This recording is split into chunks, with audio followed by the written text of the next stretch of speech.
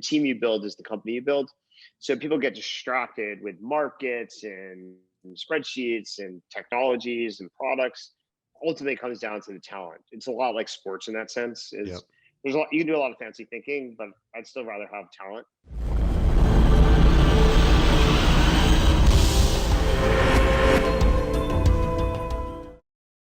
Welcome to Lessons via Leaders, a show where we bring you a new entrepreneur, founder, or thought leader each and every week. We're incredibly excited about our episode this week as we have Keith Rabois from Founders Fund joining us. Keith is a serial entrepreneur and investor working and investing in companies such as Airbnb, Lyft, YouTube, Wish, Yammer, DoorDash, Stripe, Affirm, and more. He's worked at companies like PayPal, LinkedIn, and Square. And I could say unequivocally, he is one of the most respected people in the tech industry. We're incredibly excited to have him here. Keith, thank you so much for joining us today. It's a pleasure to be with you. Thank you very much. Thank you. Thank you so much. So I'd like to start with everyone's favorite topic right now, the topic du jour, which feels like it's been the topic du jour for the last month or so, which is Miami and the tech scene here in Miami. And I gotta say, Keith, I'm kind of holding you responsible for starting this trend because I've been following. Obviously, I'm based here in Miami, and I follow a lot of the local tech guys. And I just saw you had mentioned, I think it was maybe a couple of months ago that you were looking at Miami to relocate, and that led to, I think, your partner's tweet, Delian from Founders Fund, who said that, hey guys, why don't we just relocate all of Silicon Valley to Miami? The mayor picked up on that, retweeted, and now we have this whole national spotlight. But I feel like you were the origin of it. So I want to talk about it a little bit and talk about your thoughts on Miami, what brought you here, and all the excitement behind it. Sure. So yeah, we moved here a month ago. We announced we were moving here about 2 months ago, and fortunately, a lot of people have decided, that we made a smart decision and they want to follow us and replicate the idea of moving to Miami. We certainly weren't the first. There's lots of successful entrepreneurs, angel investors here in Miami. There were several people who moved ahead of me actually, and were smart enough and prescient enough to beat me here, and also help persuade me to move here. My friend Jack Abraham from Atomic actually moved here in March and bought a house in September, and he helped catalyze my own thinking on why Miami could be the future. We were looking for something that had actually a vibrant community, a diverse, vibrant community, and obviously. Miami is an incredibly cosmopolitan city. Lots of immigrants from Latin America, from Cuba, from Europe, from New York. You can call them immigrants or not. And now we have immigrants from California at scale. I think I meet someone new who's moved from California every single day. We came out here late October to go house shopping. We were fortunate enough to find a property that we liked, and then just said, okay, we're moving. And now how do we make it? How do we make this successful in terms of building a new tech community that could rival Silicon Valley, Tel Aviv, some of the more successful places on the planet. And we're excited that the political leadership, the community leadership has embraced the idea of high paying jobs, embracing the future, which is basically all industries are going to be technology driven, software driven. Software has really already started to eat the world, and that's going to continue in the entire 21st century. And so we'd like Miami to be the centerpiece of the future. I love that. I love that. So on that note, I mean, how do you feel at Miami's potential as a tech hub? How do you see it evolving? I mean, I've been here all my life. I'm born and raised in Miami. We've heard the naysayers for so long. There was that, thinking back 10 years ago where you had to be in the Valley, you had to be in New York. Obviously, that thinking has changed. Investors are now investing all over the world, being more location agnostic. But Miami in particular, how do you feel about its potential as a tech hub? I feel like there's really no reason it can't be. And if so, what are some of the strengths that Miami could position itself as? Are there certain themes or verticals you think we should really be doubling down on? Sure, absolutely. I think Miami has all the raw ingredients to be a successful tech hub, community, leading, pioneering light for the future of technology. So, for example, we have an art and natural art and design culture here in Miami. Yep.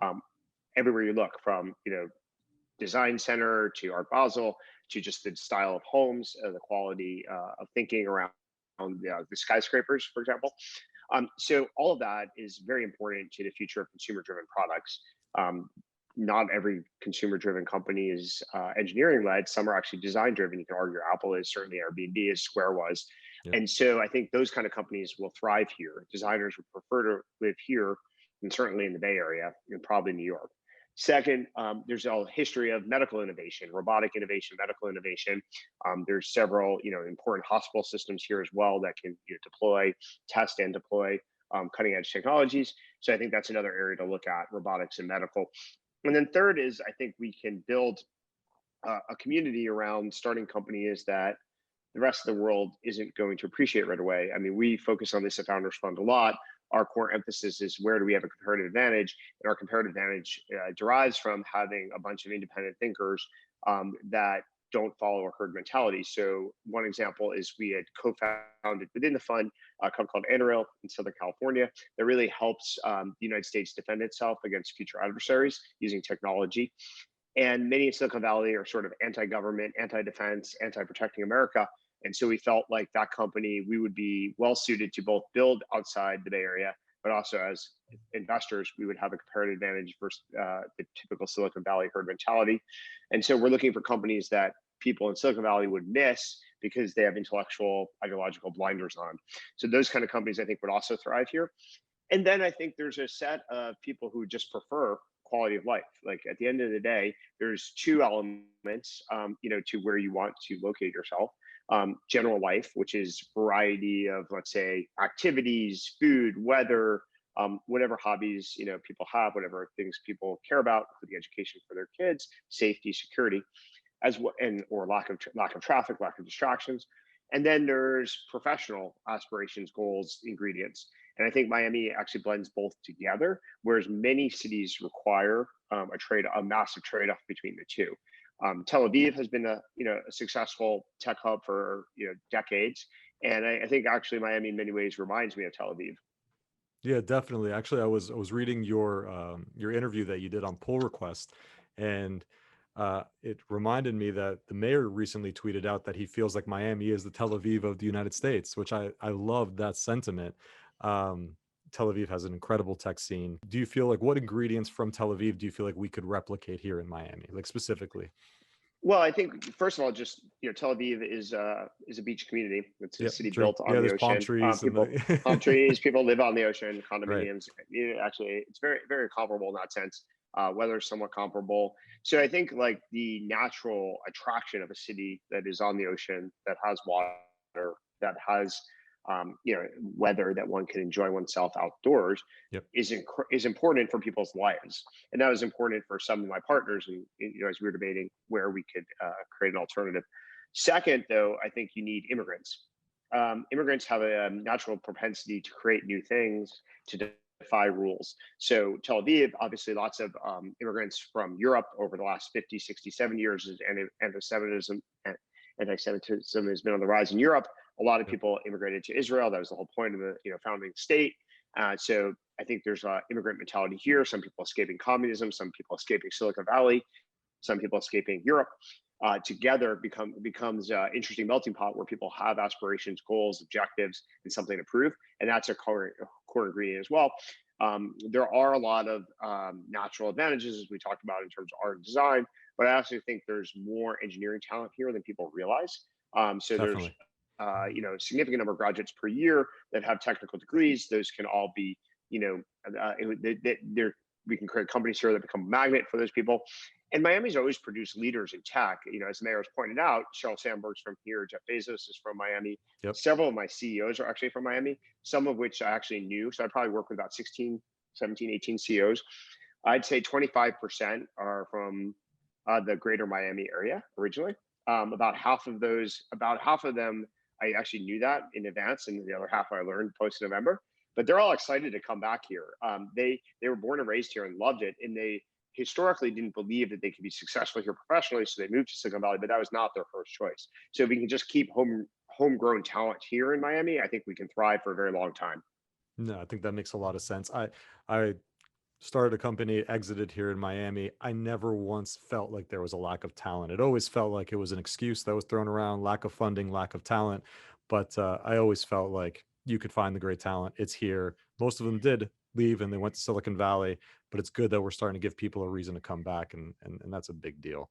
I'm curious on that note, like, because of, like, we don't know what this post-COVID world is going to look like, and a lot of companies will be built remotely. There'll be entrepreneurs that have their base here in Miami, but they'll be able to hire engineers from really anywhere. How do you feel about that when you're looking at companies to evaluate, when you're looking to build your next company? Is this going to be a remote, completely location agnostic thing where you're just like, I want the best talent regardless of location? Or do you feel like, let's say a new company's based here in Miami, you want to focus on Miami talent and engineering?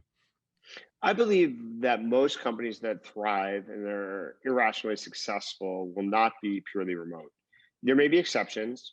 GitLab has been a phenomenal exception, and they built a remote culture from literally day one, Yep. and I think it's possible. However, I think more often than not, what we're going to see for successful companies that really change the world and transform industries is a hybrid model where they may work together for several days a week and then allow people to work from home or from wherever other days of the week, or they may distribute their talent. So they may have an engineering hub in Miami or a design hub in Miami and an engineering hub in New York or vice versa. Yep. They may have, some people in Sydney, but there's going to be like central locations where people work together. People want to work on it as part of a team. A lot of people do. A lot of people crave that interaction with teammates. It's why people play team sports versus individual sports, and the same history of companies. So I think you're going to see blended models. Like one of the best companies I'm involved in is a company called Fair. Fair's based, technically headquartered in San Francisco. However, the entire engineering team from day one has been built in Waterloo, Canada. And I think you're going to see more examples like that, where you have an engineering team in place X, and you might have some of the leadership or product or marketing or design somewhere else. And that way you can take advantage of distributed talent. Right. And I think Miami plays a big role in that, because if you could choose where you live and you're like, hey, I'm going to work remotely 2 days out of the week, you could work by the beach and then have the hub in Wynwood or somewhere, and you could just go in when you want to Yep. go in. So yeah, I think nobody really knows what the mix of successful companies will be in terms of work styles. Yep. This is all something that we're all going to have to learn, by trial and error. But Yep. I suspect it will not be purely remote. Agreed. I agree with that. There will be some kind of hybrid model that we're gonna have to figure out. We see a trend these days. Again, investors believe in companies need to be located in places. Now it's location agnostic. Investors are looking everywhere for companies. Is the days of you need to be in Silicon Valley, you need to be in New York, is that over? Can entrepreneurs just think about not hearing that? Because that was the big, feedback that you got. If you were located in Miami or you were in Middle America, you know, you got to be in the Valley, got to be in New York. Are those days over, or are we still going to hear a little bit of that, from those regions? I mean, you may hear it. That doesn't mean Yeah, it's true. I mean, right. there's people whose self-interest is in promoting that. However, I think the facts will, betray that argument. Just looking at our own portfolio of companies over the last 5 years, at least 50% of the most successful companies are not based in the Bay Area. Some are in California, Southern California, as we sort of talked about, but they're not in the Bay Area. And the percentage of most important companies in our portfolio that are not in the Bay Area has been increasing over the last decade.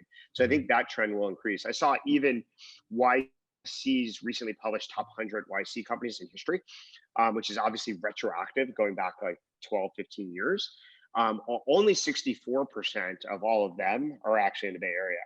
And that, again, that's lagging 12 to 15 years. Yeah. So I think if you looked at, the most recent cohorts of successful companies, you certainly wouldn't see even 64%. So I think that rate is going to decline even for YC companies. So I think that trend is over. There are challenges when you build a company somewhere else. The biggest challenge actually that I concede is when you're hitting product market fit and accelerating growth and really know that you're onto something important, recruiting high growth executives who can manage high growth in a high growth environment, which is very different than a stable environment or predictable environment, is often a challenge because there's a lot of those people that live in the Bay Area or have traditionally resided in the Bay Area. So I think then the key is building a community and a vibrant community of technology oriented people in a city that is attractive to people who want to move. So I don't have any trouble imagining that I can recruit a VP of product to move out to Miami right now, Right. Kind or of a VP easy of sell. marketing. It's a very easy sell, both to Yeah. the executive and his or her significant other. Yep. So I think if you were in a place where it wasn't attractive to move to, so you can ask query, for example, why Pittsburgh has never been a startup hub, despite CMU, which is a very successful CS and engineering department, arguably one of the top 3 or 4 in the country. There's never been really a startup culture there. I think it's partially because you can't start a company there and really recruit a lot of executives to move to Pittsburgh. Maybe one day that changes, but I don't have any issue challenge recruiting people to move to Miami. And if anything, it's getting incrementally easier. So I think that excuse, which is true, is basically dying. Then on the other hand, you can also look at something like, what's the most important company in the last 5 years? It's probably something like Shopify. And Shopify is based in Ottawa, Canada. Yep. So good luck explaining, under the old school model of you must be in New York, you must be in Silicon Valley, the success of Shopify. Agreed. Great companies are being built anywhere, and I think that separates. If there's a great founder, it doesn't matter where they're located. They're going to get it done. If they believe in the mission and they believe in what they're building, they'll find a way, regardless of any constraints. Absolutely. The most important investment I made last year in 2020 is in Berlin, and the founder is exceptional, and he can recruit exceptional people, extraordinary people. I have one of my close friends moving to join the company in Berlin. From Silicon Valley, because the company was so extraordinary, the opportunity was too good to climb. Yep, Berlin's another up and coming city with a great tech scene. It's a little cold for my taste, but I prefer warm weather, and Berlin's a little chilly most of the year. I'll tell you a quick story, Keith. When I started my last company, Live Ninja, we had just raised a $500,000 seed round. We just started getting going. And right after we raised the funding, I went to my co-founder and CTO. I said, okay, you need a right hand to be your VP of engineering. We need to hire some more dev work. We were looking at who the talent would be. We put out an opportunity, like a little job listing. We got some inbounds, and then we saw on Angel List that there's this job matching tool. So we found a bunch of people on Angel List. We hit on a few people. One of them was this recent computer science graduate from Clemson. And we hit him up. We got on a Skype call with him. They did the interview. I went to my CTO. Do you like this guy? He said, yes, let's try to get him in. So I booked a Southwest airline flight for $200 round trip to Miami. I spent $200 to get him a ocean view hotel at what was called the Gansevoort Hotel in South Beach. I picked him up from the airport. I checked him into the hotel. We went on the balcony. I said, Ryan, how would you like to be employee number 4 at Live Ninja and move to Miami, and we could do this together? And it was the easiest sell. When he's looking out at the ocean at 6:00 at night, kind of Miami kind of sells itself, Yeah, exactly. Well, you're now in charge of recruiting for me. That sounds like a really good skill set right there. Absolutely. Just pick the right hotel with the right view, and the rest is kind of on autopilot. Oh yeah, I'm taking notes right now. Love it. I want to talk to you a little bit about these last 12 months. 2020 was obviously a year like we've never seen before. It's been crazy. Obviously, tech has had a huge year in 2020 just due to the nature of the pandemic. We have to use tools like we're using now, Zoom, and obviously the valuation has gone through the roof, and other companies have benefited from the shift, obviously, in our lives. I'm curious, based on all these trends that you've seen in the last 12 months, are you kind of looking at companies or cautioning some companies that it seems like product market fit, but maybe it's a little bit of a false positive? Maybe it's more pandemic market fit, or are you just kind of saying, maybe it's a combination and this is kind of the new world? I'm curious how you're advising companies where their valuations have just skyrocketed in the last 12 months, but we've also been in a climate that we've never experienced in the last 12 months. So curious how you're thinking about that. My perspective on the sort of COVID acceleration for technology adoption is that much of the change is permanent, but some of it will not be. And the kind of the mental model I use is the inertia of adopting new tools and products is usually pretty strong. Like one of the hardest things to do as an entrepreneur, one of the biggest challenges is overcoming the inertia. So people have their tools, they have their allocation of time on apps, and you have to interrupt that and alter it. And there's only a fixed amount of time and a fixed number of tools that people are going to use. Yep. So Zoom, I had never actually used Zoom once before COVID. And now, obviously now I use it every single day of my life, but I was forced to try a new tool, and that in the inertia now, I will probably continue to use Zoom, at least for some set of calls, meetings, et cetera, permanently. So there's an inflection driven by COVID, but some of that will stick. Now I'm going to regress back down to maybe 10% of my meetings by Zoom or 15%, not persist with like 80 to 100%, which has really been my model for the last 9 months or so. So I think that's true of many industries. So for example, in the fitness industry, a lot of people bought weights to do at-home training, Peloton bikes to do Yep. at-home training, because they didn't actually have a choice, right? Their gyms were shut down, their berries were shut down. They had no option. I suspect when people have been vaccinated and COVID isn't a primary concern, a reasonable fraction of people, even including those who purchase Peloton bikes or weights at home, will substitute some of their time back to gyms and to boot camps and various alternatives. Maybe not 100%, so maybe it'll be 50-50, but it's not going to be, Peloton's not going to keep all their users as addicted when there was no chance and no opportunity to go to SoulCycle, for example, in person. Yeah, that makes a lot of sense. Basically it's hard to unscramble this egg that we've just done, where we've, if you can't put it back in the box, there is this now flexibility that we're all getting used to. I'm sure you are seeing an uptick in board meetings via Zoom, obviously, and I'm curious how you plan on doing that in the next 12 months. I mean, the next 12 months maybe not fair because we don't know the acceleration of the vaccine and all that, but how do you see yourself just as an investor and board member participating in these kind of things? Do you see less travel for the next 5 years? Good. It's a very good question. I mean, yeah. So we immediately switched from all real world board meetings, Yep. say prior to March 14th or so last year, Yep. to 100%. I haven't done an in-person board meeting since COVID Yep. basically infected the U.S. And I think that many of those will switch back to in-person. I think they are better board meetings. Zoom board meetings are very good for disseminating information. They're not very good for debating, especially among multiple participants, complicated topics. So I'm Right. looking forward to getting back to real world board meetings when it's politically acceptable and health-wise acceptable to have a congregation of 6 to 10, 12 people in the same room. So I suspect I'll be traveling, to attend board meetings, whether they're in New York or Berlin or in the Bay Area, as soon as it's prudent from a health perspective to assemble the management team and board members in one place. I don't think I'm going to want to quote unquote dial in or zoom into board meetings as soon as it's safe to resume those meetings. That may mean trying to batch them. I would prefer to go to Berlin once, not every other day, etc. But I have a constellation of companies in New York that I'm already involved in. Maybe it's incrementally easier to add some now that I'm in Miami. I have a constellation of companies in the Bay Area, so I'll try to probably compress board meetings into a few days. Yep, that makes a lot of sense. That makes a lot of sense. And I think again, it facilitates. There are things that it helps with, and I think you're right. The in-person meetings are just a different dynamic in general, and I think you need to pick your spots on when you do that. Want to shift real quick to kind of the last 12 months, just the venture climate, the climate for going public. We've seen a lot of companies go public in 2020. There was kind of a huge fever pitch the last 12 months. Big congratulations on OpenDoor. You took it public via SPAC. I'm an investor, by the way. As soon as it was public, I made sure to get some investment on that. I'm very excited. I want to talk about OpenDoor a little bit as well. But 2020 in a way was kind of the year of the SPAC. And now you have all these different ways of going public. The direct listings are more and more popular, SPACs and IPOs. How do you think of that? Because I know you've been on record by saying that you think a company should go public sooner than other investors really advise. I think you're on record by saying as soon as $50 million in revenue, you want to see the company go public. So how do you think about all these different vehicles, direct listings, SPACs, IPOs?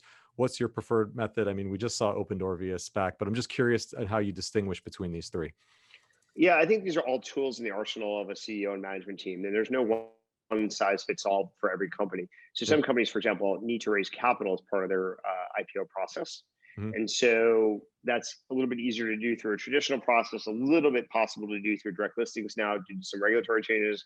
Yep. And it has some ability with a pipe added onto a SPAC to do that. So that's one angle. Second is the dimension of speed. There are differences in timing with various of these options.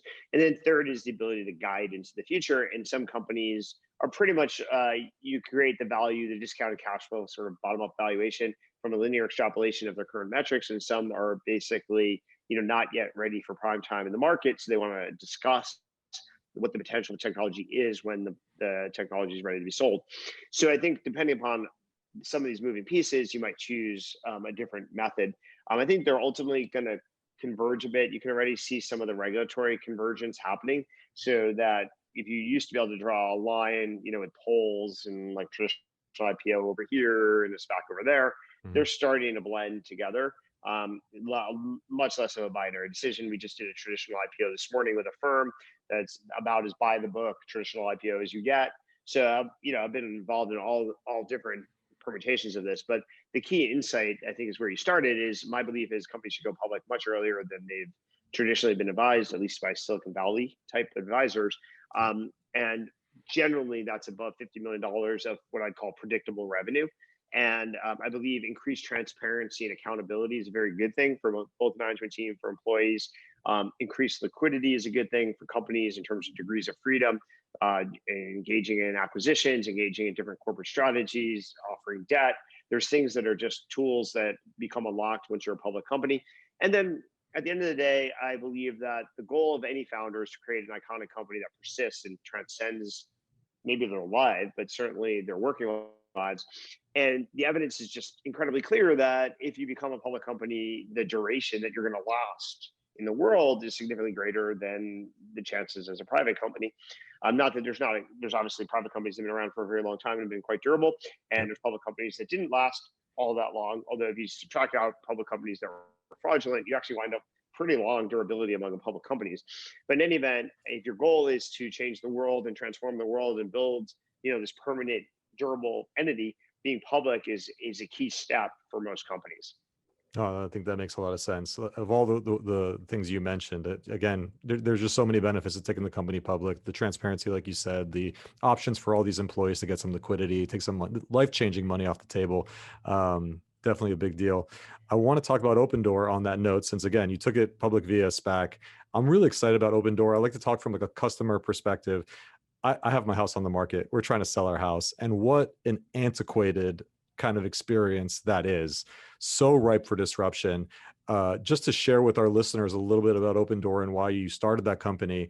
Can you talk a little bit about it, and then what the plans are for the future? Because I tried to sell my home on OpenDoor. I put in the address here in Miami, but unfortunately it wasn't ready yet. It said your neighborhood's not yet available.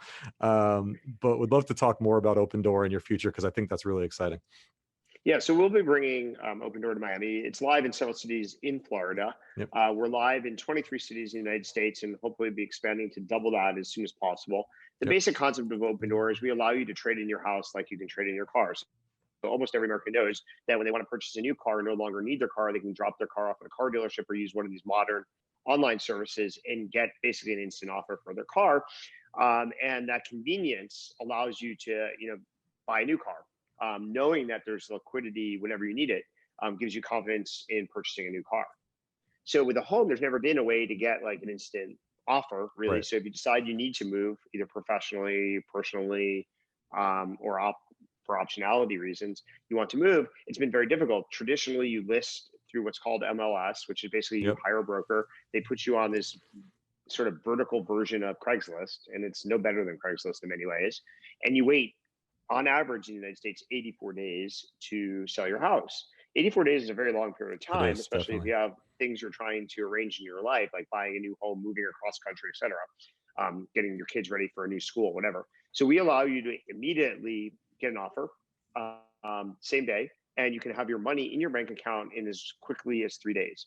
So whatever you need to synchronize in your life is no longer stress-free. You don't have to have open houses. You don't have to have strangers with COVID coming through your house. You don't have to wait. You don't have to wonder how much money you're going to get as you're trying to project your budget in the future. So we solve all of that for you immediately. And that's basically what OpenDoor has done really since 2014, when we started in Phoenix and then expanded across the United States. Oh, I think it's much needed in the space for sure. Just to the points you said, like my wife and I, we have the house on the market, but we also need to buy a home simultaneously. How do you really link the two things up? And then depending on the conditions, that you're also paying on top of that 6% on average to a broker. This has just been something that hasn't been tested really in the last 50 years. It's always been the same model, right? It's Yep.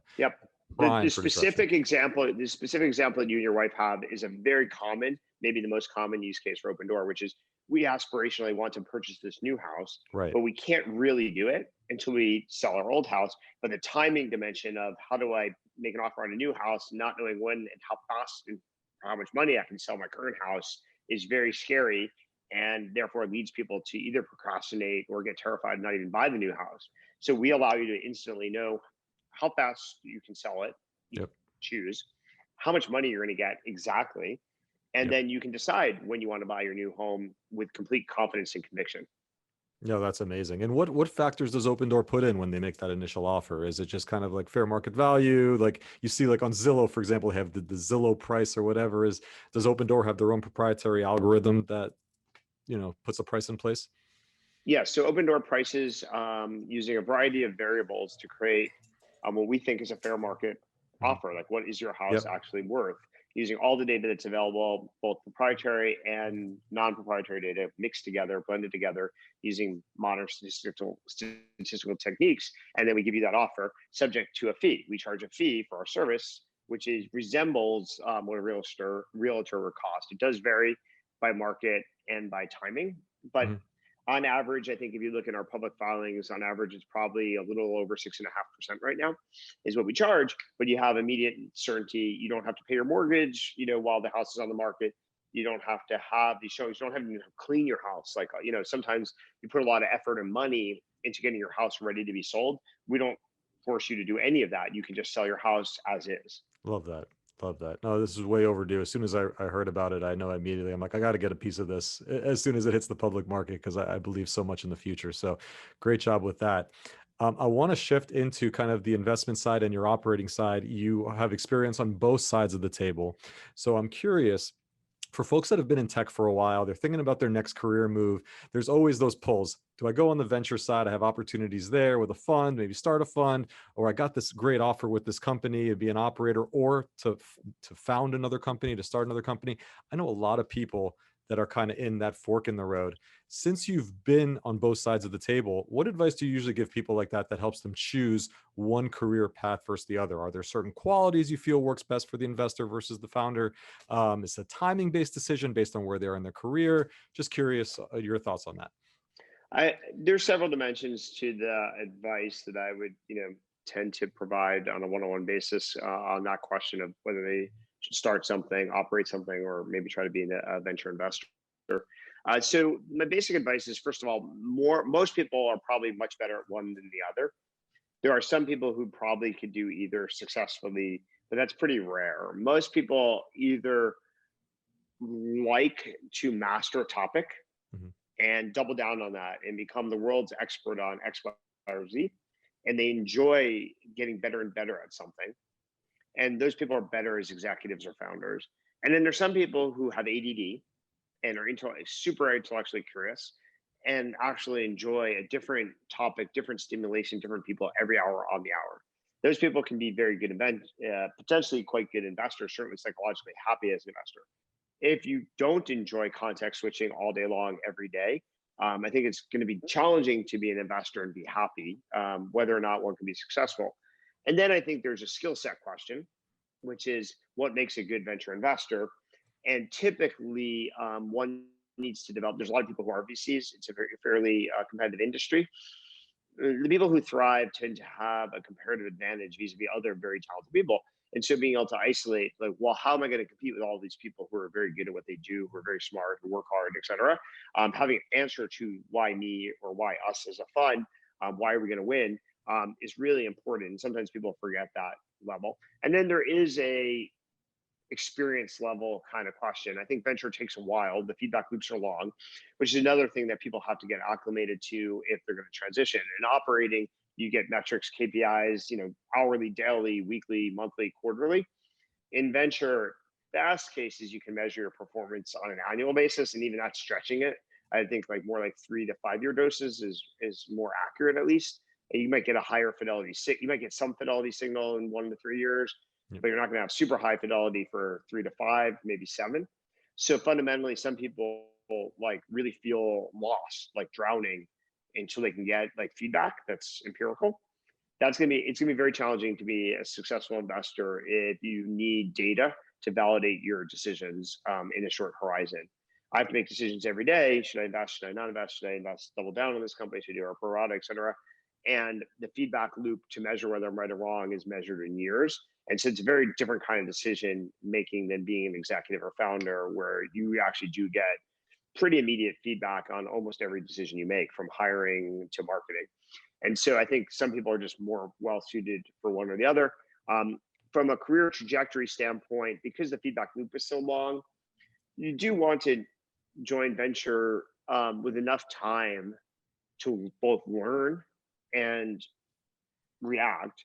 And that's probably, call it 10 to 15 years. So you need to pretty much be young enough or energetic enough that you can easily envision devoting 15 years of your life to something. If not, venture is probably not a good choice. I mean, I'm only 8 years in right now, almost exactly 8 years in, and I'm finally like figuring out what I should do more of and less of. So, hopefully the next 8 years will be better than the last 8 years. Definitely, definitely. That's a great point. And what do you feel about this new breed of entrepreneurs? Again, because the market is so hot and there's so much capital sloshing around these days, you see a ton of entrepreneurs with their own fund. They're doing these rolling funds on the side. They're deploying capital at the seed stage. What do you think of these new breed of entrepreneurs that are both building companies at the early stage, but then also have this side fund, this little pre-seed fund that they're doing? Do you think that's something that's a good sign? Should we see more of that, or do you fear dilution of focus for some of those entrepreneurs? Well, I shouldn't be too hypocritical because most of my career as the 13 years I was an executive, I was a pretty prolific angel investor. Right. Although the difference with an angel investor is you're investing your own money, so I had Right. no obligations to invest money. I had no LPs to report to. I didn't have to invest or have accountability. It was all coming out of my bank account, and so I think that's more compatible, truthfully, with a full-time job, whether you're CEO or executive. Then once you have a fund, you have fiduciary obligations, you have obligations to people, and having two jobs at the same time is not for everybody. Obviously, some people like Elon Musk and Jack Dorsey have Sure. done phenomenally well, but most people I know, even most very good people I know, are not Elon Musk or Jack Dorsey, and they really shouldn't be trying to be. Yep. Yep. No, that makes sense. It's just that it's what AngelList is doing, kind of democratizing the fundraising process and allowing everybody to kind of start these rolling funds. I just see them popping over left and right, and I'm curious. And long term, how are these things going to perform when the entrepreneur is spending so many hours building their businesses? I think building your business is the most important thing, and typically you're Yep. much better off doing the most important thing the most of the time. Yep. So I think it can be a distraction. There are obviously some people who are suited for this context switching. There are occasional advantages of investing. You may learn things, meet people that you can, apply to your business. But I think that's typically overrated. No, I think that's spot on. You mentioned recently that this is the hottest venture market you've seen in your entire career. Do you still feel this is the case heading into 2021? And do you feel like this is the best time if you're an entrepreneur and you're looking to raise capital, this is the best time ever to do so? Or is there also caution for entrepreneurs raising money in such a frothy market? Well, the market is obviously incredibly attractive right now Yep. for high growth companies that have proven evidence of success. I mean, you saw a firm this morning, Yep. basically our opening price, I think, was double, roughly double, where we priced the IPO last night. And I think that's actually not atypical these days. So there's a lot of demand for high quality stocks, which are really high quality management, proven evidence of success, big market opportunity. If you're in that zone right now, public and private investors really appreciate you. Interestingly enough, what this really means is that private investors have been, if anything, cheap or more conservative, notwithstanding the media coverage. Public market investors are evaluating the companies I'm involved in at much higher prices than what I was willing to invest in my, for the most part, my peers. So I think the public markets are more enthusiastic about the future of technology transforming society than even private market investors have been. Now, that's Mhm. notwithstanding that, if you're starting a company from scratch, none of this matters. The reality is you're 5 to 15 years away from being a public company and worrying about what late stage growth Right. investor type people think about and try to I mean, if anything, lesson number one from 2020 and even the first few days of 2021 is don't try to predict the future. If Yep. you try to predict the future 5 years, 7 years, 10 years in advance, good luck with that one. I mean, Right. that's a fool's errand. And by the way, if you could do that accurately, you certainly don't need a company to make money. There Right. are plenty of ways to make infinite money if you can predict the future Sure. 5 to 10 years in Absolutely. advance. Um, and a lot of them are a lot less stressful than like building a company. For sure. So I think early stage entrepreneurs shouldn't be thinking about this, worrying about this. There's plenty of capital to support their vision. They need to think about what are the right ingredients from a talent perspective, from a DNA perspective, and how much capital is appropriate to validate the assumptions, achieve milestones, and then raise incremental capital. I think as you get into later stage rounds, there is a tighter connection between what the public world's like and the availability and pricing of late stage capital, but not necessarily for seed stage Right. companies. Right. Right. No, that makes sense. I mean, when I was raising money for my company, this was 5 years ago, there really wasn't a term pre-seed, and that was just a pre-seed thing. And it's like, we're going in that direction. Soon it's going to be stage, investing, and where this thing is heading. I'm totally into the Minority Report thought stage investing when that becomes a thing. I love that. So speaking of investing in early stage startups, you're here in Miami. I'm sure there's a lot of entrepreneurs that'll be like, "Oh, Keith's in Miami. I want to see if he could look at my startup." What do you typically look for when you're evaluating a startup, like early on? Again, it seems like startups are investors are much more focused on early stage these days. I saw you reply to a Pomp where he's Anthony Pompilano. He said, "My goal is to be your first check." You're like, "Hey, you stole my tweet. My goal is to be your first check." So with that criteria, people want Keith to be their first check. What are you looking for when you're evaluating early stage startup, and how would they get an investment from you? I mean, the primary thing I'm looking for at certainly early stages, but actually true even later stages, is just the quality of the founding team. Yep. So the core DNA of the team, is there evidence that these people are irrationally likely to succeed? And there are different ways of communicating that, but fundamentally that's the question. And the earlier you go, the more important that is the only question in many ways. So typically though, to be specific and practical, I typically like to see an investor deck, even at very early stages. I think it allows me to digest what is this entrepreneur and team trying to accomplish in the world. How likely is that? How much understanding do I actually have of that opportunity? What questions do I need to get smarter at to evaluate it properly? And then is the team well calibrated for that specific objective? And so without a deck, I feel my job is very challenging and difficult. And so I really strongly prefer to see a deck before really engaging and meeting with entrepreneurs. But obviously different investors have different preferences and different styles. Right. So it's really team and kind of market first and foremost, and everything kind of goes from there, right? Team against the market. Like, so if Okay. you're going to build a SpaceX competitor, the skills you'd want on your core team might be different than if you were building a Facebook competitor, as an example. No, that makes sense. That makes sense.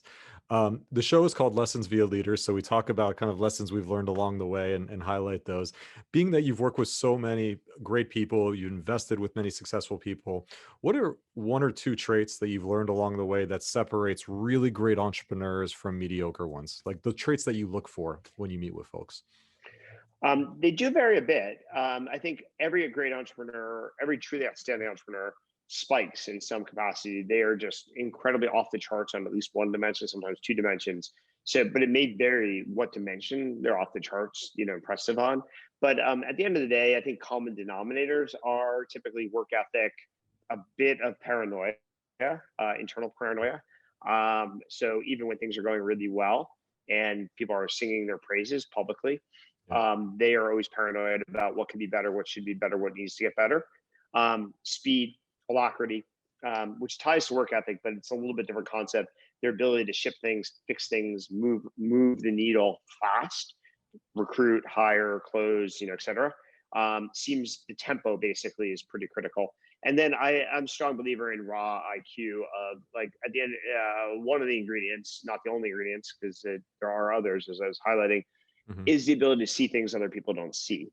And Huge. Yeah. some of that can be a function of intelligence. Sometimes it's experience, like having lived through X, you see an angle that other people will miss. And sometimes it's just pure, like, logical reasoning.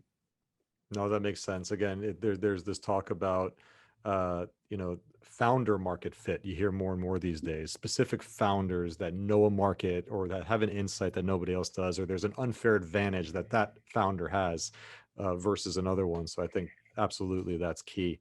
Um, Other things, many successful people, they often refer to a piece of advice that a mentor gave them once that they kind of hold near and dear to themselves when it comes to making crucial decisions, whether that's start a new company, invest, make a big kind of executive decision. Do you have any one of those, like, mantras that you hold near and dear to your heart that you share from, mentor you've had in the past? Well, there's several. I mean, probably the most important and applicable one, and related to the conversation we've already had, is the team you build is the company you build. So people get distracted with markets and spreadsheets and technologies and products. Ultimately, it comes down to the talent. It's a lot like sports in that sense. Yep. There's a lot, you can do a lot of fancy thinking, but I'd still rather have talent. Yeah, no, that makes a lot of sense. You mentioned you're working on a new company that will be based here in Miami that's launching later this year. Any particular info you could share about that? I know a lot of people are excited about that and they want to get more info. Any hints you can give us? Sure. So, I mean, I think the key is if someone, is interested, they should email me, Keith at Founders Fund, and especially if they have an engineering, sometimes a marketing background, we could use some of that capital markets background. I think if you look at the last two things I've been heavily involved in, OpenDoor and Square, they basically took a very complicated process that took a long period of time and distilled it to immediate and instantaneous. So we're going to do that. So Square, getting a merchant account used to be incredibly painful. You used to have to apply, take a couple weeks, etc. And we made it available to everybody instantly. OpenDoor, same thing as we talked about. The process of selling a home took 84 days on average in the United States. It was painful. Lots of issues, challenges, and we made it immediate and simplified it. So in this case, we're going to do the same thing for a different vertical that really where there's a long tail group of businesses that don't have a lot of options, and if they wanted to pursue the options, it'd be incredibly painful and complicated. So we're going to make it immediate and instant. Love that. Love that. So make sure you're following Keith on Twitter for more stuff, and then email Keith at Founders Fund if you want to learn more on that. Before we wrap up, I want to do a quick rapid fire session. Hit you with some questions, and then we'll close things out. So far, favorite restaurant in Miami? Where are you hitting up these days? I'm not sure if I should give this away because then I won't be able to get any reservations. But I've tried a decent number so far. I'm trying not to repeat. I've only repeated one, I guess, so far. There's so many good ones. Oh my God, of all types and verticals, and I found my favorite pizza place, favorite formal place. Okay, favorite pizza spot. You got to do the favorite pizza spot. Fortunately, it's right next to Barry's boot camp, which is my favorite workout program. So people can try to figure that out themselves. I think I know which one. Yeah. Awesome. Okay. Book you find yourself most often recommending to founders? The Upside of Stress. So it's somewhat counterintuitive, but basic point by Kelly McDougall, professor at Stanford, is the more stress you have in your life, the healthier, wealthier, and more successful you'll be. Stress is kind of a mindset, and embracing stress as a challenge is critical to success. So all the advice most people are given, which is lower your stress, is really counterproductive and bad for people. Also, Why We Sleep by Matt Walker, I fundamentally believe that the most important thing you can do to live a healthy life, happy life, and successful life is sleep as much as possible, up to at least 8 hours. And so Matthew Walker really explains why and how in the book. Awesome. I'm going to add both of those to my Amazon cart right after this meeting. Favorite podcast at the moment? What do you find yourself listening to? This is going to be boring. I listen to 20 Minute VC. It's a great one. Yeah. I mean, obviously quality varies by the guest, but Harry does a great job preparing for all of his guests. And there's usually some really interesting insights from entrepreneurs or VCs, actually. What's your favorite hobby when you need to take your mind off work? Barry's boot camp. It's the only time I take my mind off work, pretty much. It's definitely to the regret of my friends and significant others. I pretty much I'm always thinking about work unless I'm doing my workout. It's just too intense to think about work, which is the idea. The music's too loud. The energy drain is too high to actually think about work, which is probably a good hour or two a day to take my mind off work. If anybody's followed Keith on Twitter, he's a big proponent of both Miami and Barry's boot camp right now. So, definitely want to check out Barry's if you're in the Miami area. I know you're a Knicks fan. All right. Yes. Sorry about that for the last decade or so. I'm a Heat fan, obviously based in Miami. 20 years problem. 20 years. Listen, I'm a huge Heat fan. Those brawls that we used to have in the 90s, all I could think about is Jeff Van Gundy holding onto Alonzo Mourning's leg in the middle of those brawls. Is there a way we can get you be rooting as a Heat fan now that you're in Miami when you're not rooting for the Knicks? Very potentially. The Knicks are hopeless and have been hopeless for 20 years. And unfortunately, it's like a true generation. Whereas as I was growing up, the Knicks actually were quite interesting and provocative franchise. Sure. In the 90s, were amazing. But in any event, my hero, at least basketball wise, growing up was Pat Riley. So I read his book, The Winner Within, which is the first book I think he published. Have that right here. When I was in high school, and really some of the lessons in there and his advice resonated with me. I would love to see him, meet him. I'm sure at some point, now that you're here in Miami, I'm sure that's going to happen at some point for sure. For sure. Any other big plans for 2021 or things you want to shine a spotlight on before we wrap up? No, I mean, my goals are pretty transparent at the moment right now. Really accelerating the momentum towards Miami. Number one objective, getting our company off the ground Yep. as fast and as successfully as possible, which is really exciting, invigorating. Hoping to really have it live by like April, which is pretty quick. Teams coming together really fast. We're making a lot of progress. Number of people that are extremely talented or interested is quite impressive. But building it here so that people feel that there's no professional compromise in moving to Miami for the quality of life, for the cosmopolitan nature, for the diverse, set of characters you meet here, plus a high growth, very highly ambitious company. That's really exciting stuff. So before we end, Keith, for entrepreneurs, founders that want to get in front of you to share with you what they're building, what's the best way to get in touch? Is it Twitter, LinkedIn, email? Email's the best. Yeah. Just keep the founders fun. I mean, certainly I'll respond to tweets. I'm going to check LinkedIn fairly infrequently, so it's probably the least productive way to do it. I will eventually check my LinkedIn messages, but not regularly. So email, I read every day. Awesome. Awesome. Well, Keith, thank you for joining us. I got to say, as a long-term Miami founder and resident, we're really excited that you're here. And not just the fact that you're being here, but the fact that you're bringing so much vigor and excitement and passion about building here in Miami. It means a lot, not just to me, but I'm sure to a lot of founders. So thank you for all that you're doing and for being as vocal as you are about what you could do here in South Florida. Great. Thanks. It's been a pleasure to be here. We're thrilled to be here and can't wait to spend the next few years here. Awesome. Awesome. We'll drop all of Keith's info in the description if you want to get in touch. And again, thank you so much, Keith. Thanks. Pleasure.